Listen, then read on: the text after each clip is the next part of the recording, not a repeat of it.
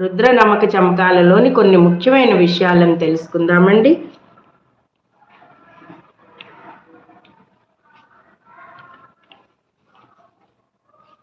శివ అనే శబ్దానికి మనం అర్థం తీసుకుంటే గనక శుభం కలిగించేవాడు అని అర్థం.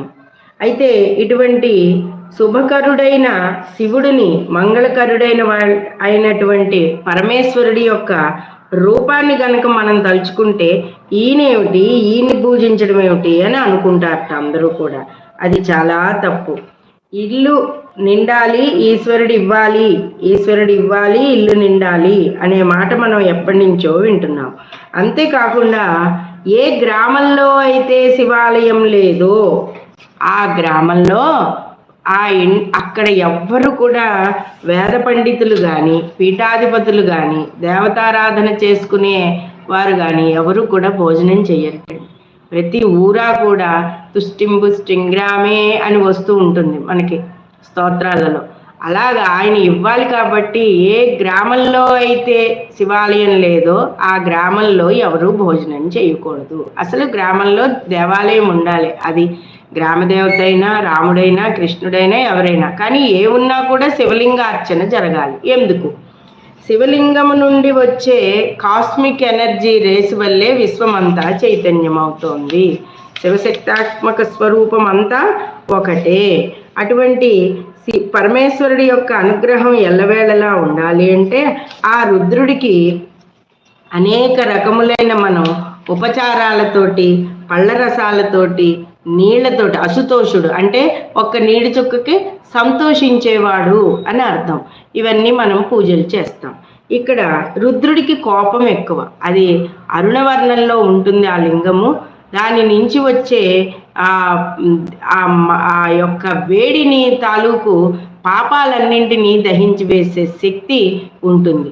రుద్రుడు ఏకాదశి రుద్రులుగా మనకి చెప్పారు. ఇంకా కొంతమంది రుద్రులు కూడా ఉన్నట్టుగా కూడా మనకి పండితులు చెప్తున్నారు. అయితే ఇక్కడ ఓం నమో భగవతే రుద్రాయ నమకం ప్రారంభం అవుతుంది. అప్పుడు ఓం నమస్తే రుద్రమన్యవ ఉదోత ఇషవే నమః అని చెప్పబడుతోంది. అంటే మొదటగానే ఓ భగవంతుడైన ఓ రుద్ర నీకు నమస్కారము. ముందు ఆయనకి నమస్కారంతో ప్రారంభమైంది. ఎవరిని భగవంతుడు అంటారు? ఎవరైతే సమస్త భావాలను ఆత్మజ్ఞానం చేత నిరీక్షిస్తూ యోగంలోకి మార్గదర్శనం చేస్తాడో అతడిని భగవంతుడు అంటారు. ఆయనే పరమ యోగి స్వరూపుడైనటువంటి పరమేశ్వరుడు. పరా అంటే నిన్న కూడా మనం చెప్పుకున్నాం, పరాశక్తి, పరంధాముడు, పరమేశ్వరుడు. ఇంకా పరా అంటే అల్టిమేట్, దానికి ఇంకా అర్థం లేదు, అతి గొప్పదైనటువంటి ఓ రుద్ర నీకు నీ కోపానికి నమస్కారం. ఆయన చేతిలో ఉన్న ధనుస్సుకి నమస్కారం. నీ చేతిలో ఉన్న ధనుస్సుతో కూడిన బాణానికి నమస్కారం. నీ బాణాలని, ఆ ధనుస్సుని మోస్తున్న నీ భుజాలకు నమస్కారం. నీ శుభస్పర్శ వల్ల నీ ధనుస్సు కూడా శివంకమైనది రుద్ర. ఓ రుద్ర నీ విలువిద్య వల్ల శుభాన్ని పొందేటట్లు చెయ్యి. నీ తనువు అఘోరమైనది అంటే ఘోరం కానిది, ప్రసన్నమైనది, నిర్మల తేజాన్ని ప్రకాశించేది. ఓ రుద్ర నమో నమో. ప్రతి అనువాకానికి కూడా నమో నమో అని వస్తూ ఉంటుందండి. మనం లైన్లు అంటాం కదా మన అలౌకిక విద్యకి. ఇక్కడ వేద విద్యలో వచ్చేవన్నీ అనువాకాలు అని చెప్పి మనం ప్రస్తావించుకుంటున్నాము. ఇక్కడ మాకు ఓ రుద్ర మాకు ప్రశాంతతనివ్వు. మా వాక్కులో ఎల్లవేళలా నివసించి ఉండు. నీ బాణాన్ని శుభంకరం చెయ్యి. మా నోటి నుండి ఎటువంటి అబద్ధాలు కానీ, హింసావాక్యాలు కానీ, దుర్భాషలు కానీ పలుకకుండా ఉండేటట్టుగా చూడు. చరాచర సృష్టిలో ఉన్న పురుషులని ఎవ్వరినీ కూడా హింసించకు అని చెప్పారండి. ఇది మీరు రుద్రాభిషేకం చేయించుకుంటారు కానీ ఆ స్వరం అర్థమవుతుంది కానీ అందులో లోపలికి ఉండే అర్థం కాక మాకు అవి ఏమర్థమవుతాయండి అంటారు. ఓ మాట రుద్రాభిషేకం చేయించుకోండి అమ్మా అని నేను ఎవరికైనా సజెషన్ ఇస్తే, ఇందులో చూడండి, శివాంగిరిత్ర తాం కురుమా హింగసీం పురుషం జగత్. ఈ పురుషులని హింసించుకుంటే ఉత్తమమైన పురుషులు, సత్కార్యాలు చేసేవారు, మంచివారు ఉంటారండి. తప్పు చేసిన వాళ్ళని భగవంతుడు తప్పకుండా హింసిస్తాడు, అందులో డౌటే లేదు. అలాగా మొదటి దానికి మనకి ఇలా అర్థం చెప్తోంది. రెండవ శ్లోకానికి ఏమని చెప్తోందంటే, కైలాసగిరిలో శయనించిన ఓ రుద్ర, నిన్ను పొందడం కొరకు మేము అనేక రకములైన శుభకరమైన స్తోత్రాలను చదువుతున్నాము. ఈ జగత్తులోని మానవులందరికీ కూడా ఎటువంటి అనారోగ్యం లేకుండా చెయ్యి. ఓ రుద్ర, నీకు నమస్కారము. మంచి మనస్సు కలిగి ఉండేలాగా మా వాక్కులో ఎల్లవేళలా నివసించు. దివ్యులకు ప్రథమ వైద్యుడువు నువ్వే, వాక్కుకు ప్రథమ అధిపతివి నువ్వే అయినటువంటి రుద్ర, సమస్త దుష్ట శక్తులను పిశాచాలను వాక్కులో అదుపు చేయుగాక. అందుకే రమణ మహర్షుల వారు మౌనముని అయ్యారు. పరమహంస మౌనంతోటే అమ్మవారిని సాక్షాత్కరించుకున్నారు. మనం పురాణ చరిత్రలు ఎన్నో చూస్తే మనం ఎప్పుడూ కూడా మౌనంతోటే గొప్పగా వాళ్ళు అన్ని విషయాల్లో ముందుకెళ్ళి చాలా సాధించి విజయాలను సాధించినవి చిరునవ్వుతో ఎన్నో పురాణ చరిత్రలు మనం విన్నాము ఎంతో మంది గురించి. కానీ ఇవాళ రేపు గురుబలం అంతకంతకి తగ్గిపోతోంది. వాక్కుకు అధిపతి జ్యోతిష్ శాస్త్రంలో గురువు. ఈ గురువు యొక్క అనుగ్రహం తగ్గిన మూలాన్ని మాటల యుద్ధాలు, ప్రతి ఇంటిలో చిన్న పిల్లల దగ్గర నుంచి పెద్దాళ్ళ వరకు కూడా సవ్యంగా మాట్లాడే వాళ్ళని చూసి, ఒక ఇంట్లో పొందిగ్గా మాట్లాడుకునే వాళ్ళని చూసి చాలా కాలం అయిందనమాట. అసలు అది ఎందుకు అంతలాగా రోజు రోజుకి భాషలో మార్పు వస్తుంది అన్నది అర్థం కావట్లేదు. అందుకనే ఈ కేతు యొక్క పరిణామాల వల్లేంటి, రాహు యొక్క దుష్పరిణామాల వల్లేంటి, కలియుగానికి రాహువే అధిపతి కాబట్టి ఈ గురువు యొక్క అనుగ్రహం తగ్గిపోయి వీళ్ళ యొక్క పాపగ్రహాల పరిభావం ఎక్కువైపోతుంది కాబట్టి, కలి ప్రభావం ఎక్కువైపోతుంది కాబట్టి ఎక్కడికక్కడ కలహాలు, దౌర్జన్యాలు, దుర్మార్గాలు తీసుకొచ్చేవాడు కాబట్టి కలిని కంట్రోల్ చేయడానికి రుద్రాభిషేకం కానీ, వెంకటేశ్వర కలి సంతోపనిషత్తు శ్లోకాలు కానీ, నిత్య దైవనామస్మరణ కానీ అందరూ చేయాల్సిందే. పరీక్షణ్ మహారాజుకే వెంటనే అర్థమైంది, నేను శమీకుడి మెడలో ఎప్పుడైతే ఈ చచ్చిన పాముని వేశానో కలి నా పక్కన ఉండి నన్ను ప్రేరేపించాడు అదృష్ట బుద్ధిని అని. ఆ కలి ప్రభావం నుంచి తగ్గించుకోవడానికి ఆయన ఎన్నో రకాలుగా భాగవతాన్ని చక్కగా దైవధ్యానంలో ఉండడం, దైవనామస్మరణ చేయడం ఇవన్నీ కూడా చేశారు. కాబట్టి రుద్రుడు మా ఎదుట అనేక రూపాలతో ప్రత్యక్షమై ఉన్నాడు. రంగుల సమిశ్రంలో కనిపించే రుద్రుడు ఎరుపు రంగులోను, రాగి రంగులోను, ఒక్కొక్కసారి అనేక రంగుల సమిశ్రంలో కనిపించే రుద్రుడు మా ఎదుట అనేక రూపాలతో ఉన్నాడు అని చెప్తున్నారండి.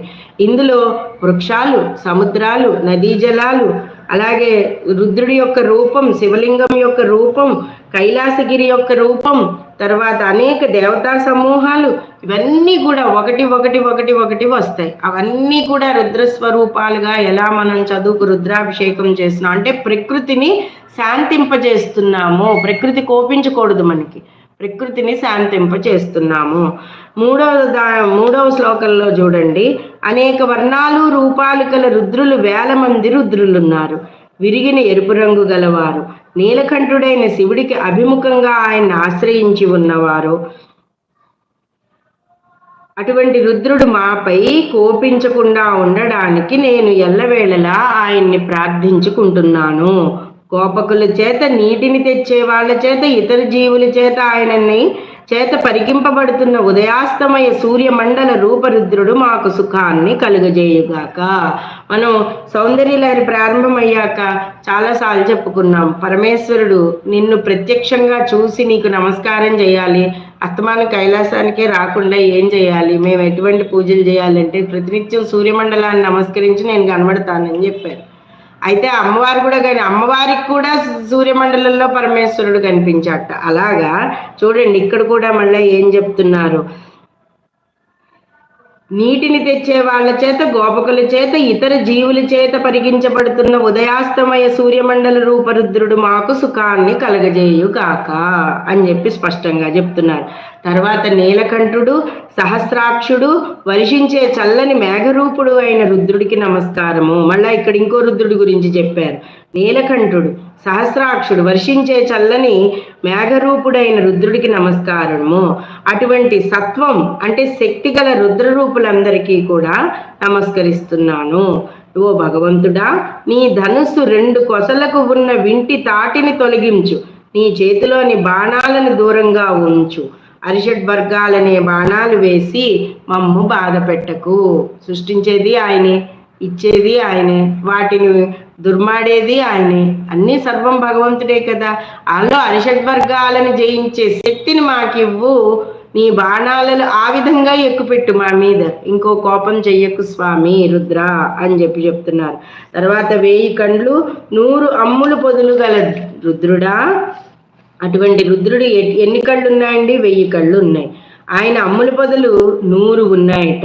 నీ ధనుస్సుని దింపి ఒక్కసారి బాణాల ములుకులు చెదరగొట్టి మా ఎడల మంచి మనస్సు గలవాడవై మాకు శుభాన్ని చేకూర్చు. ప్రతి మాసం మాస శివరాత్రి రుద్రాభిషేకం ఎందుకు చేసుకోవాలి అంటే, మీకు చంద్రుడు క్షీణచంద్రుడు వచ్చేటప్పటికి మానసిక పరితాపం ఎక్కువైపోతూ ఉంటుందండి ప్రతి వ్యక్తిలోనూ కూడా. ఆ మానసిక పరితాపం వ్యక్తులలో ఎక్కువయ్యేటప్పటికీ అక్కడ మనస్సులో ఉండే మాట్లాడే విధానంలో కానీ, లేకపోతే చేతలలో కానీ, చేష్టలలో కానీ అన్నింటిలోనూ కూడా మనిషిలో ఒక మార్పు అనేది కనబడుతూ ఉంటుంది. ఆ మార్పు రాకుండా ఉండి మనసుని ఎప్పుడూ స్టెవాన్ చెయ్యడం కోసం మనం ఈ రుద్రాభిషేకం చేసుకోవాలి. అదే ఇక్కడ చెప్తున్నారు చూడండి. ప్రతి శ్లోకానికి అర్థము నేను మీకు చెప్తున్నా, ఎందుకంటే ఇది స్వరానుసారంగా చదవాలి. ఆడవాళ్ళు చదవకూడదన్నది ఇక్కడ ఒక మాట ఉంది. అందుకనే మీకు తెలుగులోనే నేను మీకు అన్ని వివరాలు చెప్తున్నాను. మాకు శుభాన్ని చేకూర్చు రుద్రుడా. జటాజూటం ధరించిన రుద్రుడి అల్లెత్రాడు దింపబడుగాక. అమ్ముల పొది నుండి ములుకులు తొలగిపోవుగాక. అతని బాణాలు ఉపయోగపడకపోవుగాక. అతడు అమ్ముల పొది ఖాళీగా ఉండుగాక. సృష్టిలో అతడు అమ్ముల పొది ఖాళీగా ఎప్పుడు ఉంటుందండి? ఎప్పుడు ఎక్కడా గొడవలు లేకపోతే. మరి ఇప్పుడు అవే ఎక్కువయ్యాయి కదా, అంచేత ఆయన అమ్ముల పొదిని తీస్తున్నారు. ఆ రుద్రుడికి కోపం వస్తోంది. అందుకే శివాలయాల్లో 24 hours రుద్రాభిషేకం జరగాలి ఉదయ సంధ్యలలో. అలాగే ఎప్పుడు కూడా ఆయన మీద ఆ గోముఖం నుంచి నీటి ధార పడాలి. మధ్యాహ్నం 12 తర్వాత నుంచి. ప్రదోష సమయంలో మీ ఊర్లల్లో ఎన్ని దేవాలయాల్లో శివార్చన జరుగుతోంది, శివాభిషేకం ప్రదోషంలో జరుగుతోంది. ఉదయ రుద్రాభిషేకం కన్నా ప్రదోష రుద్రాభిషేకానికే ఎక్కువ ప్రాముఖ్యత ఉంది.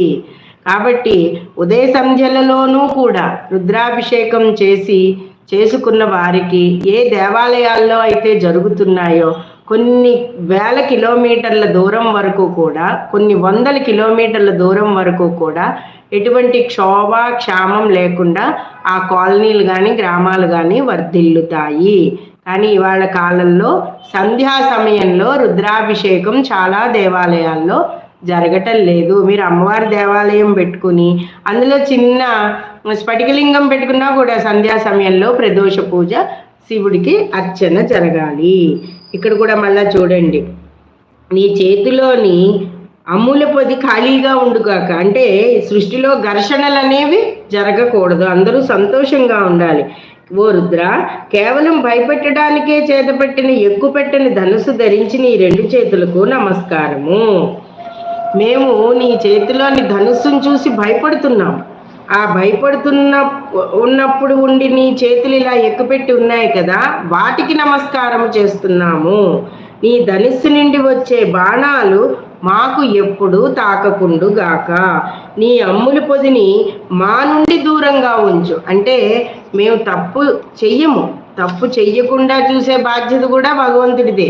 అంటే ఇందాకనే ముందు శ్లోకంలో చెప్పారు, మా అరిషడ్ వర్గాలను జయించే శక్తిని మాకియ్యి, వాటి మీద ఎక్కుపెట్టు కానీ మా మీద ఎక్కుపెట్టకు.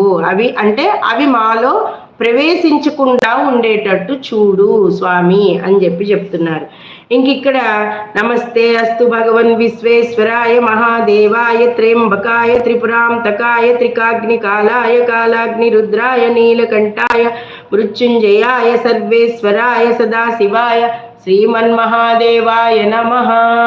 ఈ నమ్మకంలోని ఈ శ్లోకాన్ని ప్రతినిత్యం 11 సార్లు చదువుతూ ఏ శివలింగం మీద, మీ ఇంట్లో ఉండే శివలింగం మీద ధ్యానంతో పళ్ళరసాలు కానీ, పాలు కానీ, పంచామృతాలు కానీ, నీళ్లు కానీ, గంధం నీళ్లు కానీ, పసుపు నీళ్లు కానీ పోసి చక్కగా శివుడికి అర్చన చేసుకుంటారో వారి ఇంట ఎప్పుడూ కూడా సుఖ సంతోషాలు ఉంటాయి. నమస్తే అస్తు భగవంతుడా, సర్వేశ్వరుడా, విశ్వేశ్వరాయ, దేవదేవుడా, మహాదేవుడా, త్రినేత్రుడా, త్రయంబకుడా, త్రిపురాంతకుడా, త్రికాగ్నికాలాయ, 3 అగ్నులు ధరించిన వాడా, 3 కళ్ళు ఆయనకి, కాలస్వరూపుడా, ప్రళయాగ్ని స్వరూపుడా, మృత్యువుని జయించిన వాడా, నీలకంఠాయ, నీలకంఠుడా, మృత్యుంజయాయ, మృత్యువుని జయించిన వాడా, సర్వేశ్వరాయ, హృదయేశ్వరుడా, ఎప్పుడు శుభాలనిచ్చేవాడు, సదాశివాయ, శ్రీమన్ మహాదేవాయ నమః, సంపదలకు అధిపతి అయిన వాడికి, ఆ రుద్రుడికి నా నమస్కారము అని చెప్తున్నారండి. నమో హిరణ్యబాహవే సేనాన్యే దిశాం చ పతయే నమో నమో వృక్షేభ్యో హరికేశేభ్య పశూనాం పతయే నమో. ఇలా సాగుతుంది అనువాకాలన్నీ కూడా. ఇందులో నమో హిరణ్యబాహవే, బంగారు బాహువులు గల దేవతల సేనాధిపతికి, దిక్కులకు అధిపతికి అయిన రుద్రునికి నమస్కారము. చూడండి ఇక్కడ ఆకుపచ్చని తల వెంట్రుకలు కలవానికి నమో వృక్షేభ్యో హరికేశేభ్యో. హరికేశేభ్యో అంటే ఆకుపచ్చని తల వెంట్రుకలు కలవానికి, వృక్షరూప రుద్రునికి నా నమస్కారము. పశువులకు అధిపతి అయిన పశువునాం పతయే నమో నమో. ఎన్ని నమోస్తులు చెప్తున్నామో చూడండి రుద్రు నమ్మకంలోన. అసలు పచ్చిక మొక్కల రూపంలో ఉన్న రుద్రుడికి, అనేక మార్గాలకు అధిపతి అయిన రుద్రునికి నమస్కారము.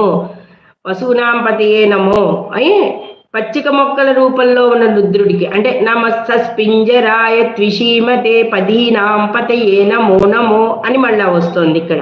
అంటే బబ్లుసాయ వివ్యాధినేనాం పతయే నమో.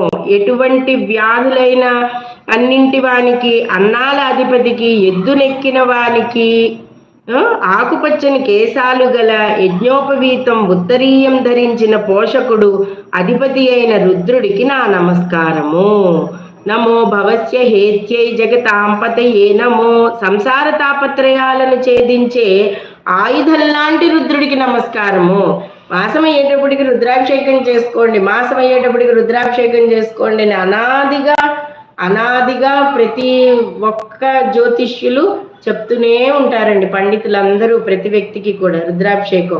పూర్వకాలం ఓ బ్రాహ్మడి ఇంటికి వచ్చి రేపు మహాశివరాత్రి రుద్రాభిషేకం అని కొంతమంది ఇళ్లలోంచి డబ్బులు పట్టుకెళ్ళి కొబ్బరికాయలు మళ్ళీ తీర్థ ప్రసాదాలు అంత భక్తిగా తీసుకొచ్చి ఇచ్చేవారండి. ఇప్పుడు ఎవరు లేరు. మనం వెళ్ళినా కూడా దేవాలయాల్లో వాళ్ళ టైమింగ్సే తప్ప మనం అడిగిన సంధ్యా సమయంలో మాత్రం ఎవరు చెయ్యటం లేదు. సంసార తాపత్రయాలను చేయించడానికి మరి అందరూ గృహస్థ ధర్మాల్లో ఉంటారు. మరి ధర్మాలు ఆచరించాలి అంటే తాపత్రయాలు ఉంటాయి. ఆ తాపత్రయాలను తట్టుకుని నిలబడి గృహస్థ ధర్మాలు ఆచరించాలి అంటే రుద్రుడి యొక్క అనుగ్రహం ఉండాలి. క్షేత్రాలకు అధిపతి, సారథి, చావులేనివాడు, వనాలను పాలించే రుద్రుడికి నా నమస్కారము. నమో రుద్రాయ యాతతా వినే క్షేత్రాణాం పతయే నమో నమః సూతాయ హంతాయ వనానాం పతయే నమః. ఎక్కడ వనాలను పాలించేవాడికి కూడా వనానాం పతయే నమః నమస్కారము. నమో రోహితాయ స్థపతయే వృక్షాణాం పతయే నమో. నమో మంత్రిణే వాణిజాయ కక్షాణాం పతయే నమో. నమో ఉచ్చైర్ఘోషాయ క్రందయతే పత్తీనాం పతయే నమో. నమః కృత్న వీతాయ ధావతే సత్వానాం పతయే నమః. ఎర్రటి రంగు గలవాడు రోహితాయ, స్థపతి సృష్టికర్త, రోహితాయ స్థపతయే. వృక్షాల అధిపతికి నమస్కారం. వృక్షాణాం పతయే నమో నమో. తనను మననం చేసేవారిని, ఎల్లవేళలా స్మరించే వారిని రక్షించేవాడు, వ్యాపారాలకు అధిపతి, వాణిజాయ కక్షాణాం పతయే నమో. శ్రద్ధగా వింటేనండి ఎవ్వరు కూడా రుద్రాభిషేకం ప్రతినిత్యం చేయించేసుకుంటారండి. అంత గొప్పదైన స్తోత్రము నమ్మకం. వ్యాపారులకు అధిపతి, వాణిజాయ కక్షాణాం పతయే నమో. పొదరిండ్లను రక్షించే రుద్రునికి నమస్కారం. నమో మంత్రినే వాణిజాయ కక్షాణాం పతయే నమో. భూజీవుల రూపాలను వృద్ధి చేసేవాడు అంటే పోషకుడు.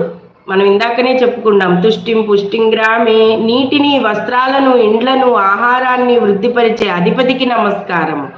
శబ్దాలు చేసేవాడికి అంటే ఉరుములు, పిడుగులు ఇవి కూడా భగవత్ పంచభూతాత్మక శక్తి ఆయనే కదా. పంచభూత లింగాలు మనకు ఉన్నాయి.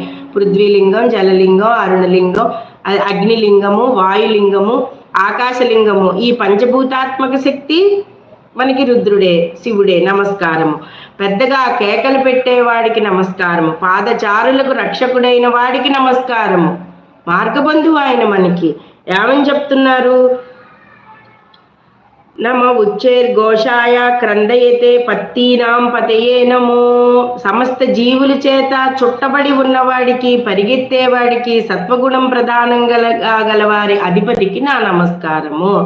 నమ సహమానాయ నివ్యాధిన అవ్యాధీనాం పతయే నమో. సహనశీలత గలవాడైన, అన్ని దిక్కులు ఎవరూ మిగలకుండా శత్రు సంహారం చేసేవాడైన అటువంటి ఓ రుద్ర, ఆ రుద్రుడికి అధిపతికి నమస్కారము.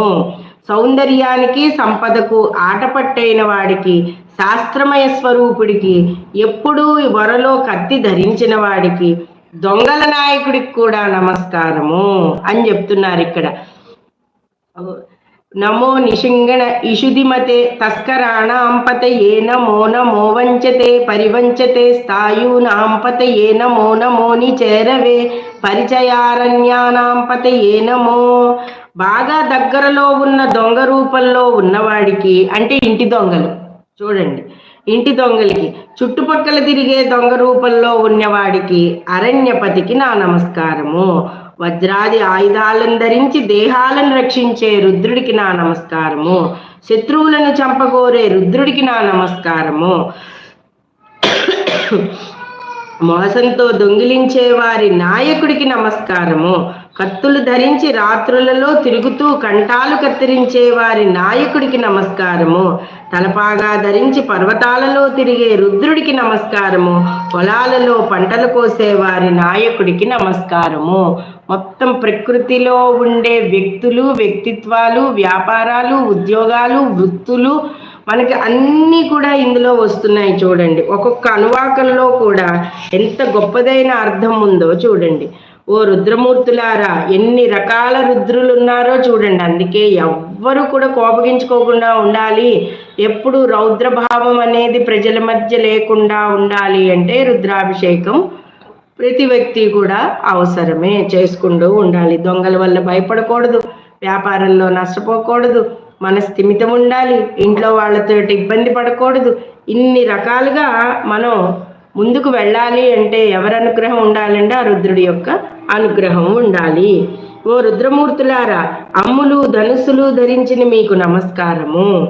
ధనుస్సులను బాగా లాగేవారంటే ఇలా లాగిపెట్టి వదిలేవారు, శత్రువుల వైపు గురిపెట్టేవారైన మీకు నమస్కారము. ఎంతమంది రుద్రులని చెప్తున్నారో చూడండి. దానాలు చేస్తున్న వారికి, ఎంత గొప్పదైన దానాలు చేస్తున్న వారందరికీ కూడా నమస్కారం. విలువైన తమ వస్తువులను పంచిపెట్టే వారికి నమస్కారం. బాణాలు ఎక్కుపెట్టి వాటిని గుచ్చుకునేలా విడిచే మీకు నమస్కారం. ఇందులో మళ్ళా చూడండి, కూర్చున్నా పడుకున్నా మీకు నమస్కారం. నిద్రిస్తున్నా మేల్కున్నా నిలుచున్నా పరిగెత్తుతున్నా రుద్రమూర్తులారా మీకు నమస్కారము. వాళ్ళు బ్రహ్మగారులు ఎంత కష్టపడితే ఈ నమ్మకం చమ్మకం స్వరానుసారంగా చదివి వాళ్ళు భగవంతుడిని మెప్పించి మనం ఆ రుద్రాభిషేకం చేయించుకుంటే మనకి మంచి సత్ఫలితాలు కలుగుతాయేలా కష్టపడుతున్నారో ఈ వేళ ఆ బ్రాహ్మణులకు అందరికీ కూడా, వేద పండితులందరికీ కూడా నమస్కారము. తర్వాత సభల రూపంలోనూ సభాపతుల రూపంలోనూ వ్యక్తమయ్యే మీకు నమస్కారము. గుర్రాల రూపంలోనూ అశ్వపతుల రూపంలోనూ కనిపించే మీకు నమస్కారము అని చెప్తున్నారు. రేపటి భాగంలో మరికొన్ని అనువాకాలు అర్థం గురించి తెలుసుకుందామండి. ఇవాళ శివరాత్రిని ఇది మొదలు పెట్టాను. మీకు వాళ్ళు చదువుతున్నప్పుడు ఈ తెలుగులో మనం మాట్లాడుకున్నవన్నీ కూడా మీకు చక్కగా ఆలోచన రావాలన్నమాట. మీ ఇవన్నీ వీటి అర్థం ఇది, ఎంత చక్కటి అర్థం ఉంది అన్నది రావాలి. ఇది కొంచెం అర్థం అవడానికి సమయం పడుతుంది కాబట్టి మళ్ళా వినండి. అందరూ కూడా ఏమన్నా డౌట్లు ఉంటే మాకు మెసేజ్ చేయండి, తప్పకుండా మీ డౌట్లను మేము తీరుస్తాం. ఇంకా అమ్మవారి యొక్క అనుగ్రహం, అయ్యవారి యొక్క అనుగ్రహం ఎల్లవేళలా ఉండాలని కోరుకుంటూ, ఓం త్రయంబకం యజామహే సుగంధిం పుష్టివర్ధనం ఉర్వారుకమివ బంధనాత్ మృత్యోర్ముక్షీయమామృతాత్. నమస్కారం చెప్పుకోండి. సర్వమంగళ మాంగళ్యే శివే సర్వ అర్ధ సాధకే శరణ్యేత్ర్యంబకే దేవి నారాయణి నమోస్తుతే, శరణ్యేత్ర్యంబకే గౌరీ నారాయణి నమోస్తుతే. ఇది నారాయణ అమ్మవారిని స్తుతిస్తున్నప్పుడు దేవతలందరూ కూడా మా చండీ సప్తశతిలో 11వ అధ్యాయంలో మనకి వస్తుందండి. అక్కడ గౌరీ దేవి రెండు కూడా అనొచ్చు. ఇక మిగిలిన భాగాలన్నీ రేపు చెప్పుకుందాం. ఇంకా పూజ సమయం అవుతోంది. అందరికీ స్వస్తి.